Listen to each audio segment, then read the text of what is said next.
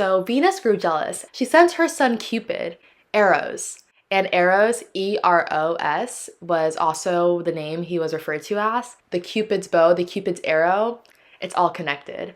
And so Venus, Aphrodite, sends her son Cupid down to Earth to cause some wreckage in poor Psyche's world. And so she sends him to make her fall in love with a gross, disgusting creature. But instead, when Cupid comes down to Earth and sees Psyche, he falls in love with her. I think that's part of where love at first sight comes from, because he's so frazzled that he actually ends up striking himself with the Cupid's bow, the Cupid's arrow. So to Aphrodite's dismay, he instead falls in love with Psyche. And so because of this, it actually has to be a little bit secretive and mysterious. So while this is all happening, Psyche does not know what's going on. Again, this kind of shows that the universe is working when you don't even know. And so Psyche, she is feeling lonely. And so her dad grows worried as he sees his daughter struggling, feeling unloved, and being unwed.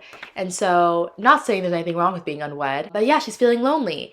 And so he goes to the Oracle of Apollo and asks for help. Because you know what? Sometimes when you're struggling or when you need help, you have to ask for it. And ask and you shall receive, okay? Okay. And so he goes to the Oracle of Apollo. And so he tells Psyche's father that Psyche must go either at the top of a mountain or on a rooftop somewhere and wait for her marriage to an ugly creature. And so Psyche... Whoa, did you guys see that? And so Psyche, feeling so hopeless, she goes and waits for her fate. And so, as luck would find it, she starts feeling a gentle wind that pushes her to a palace. This gentle wind is called Zephyrus.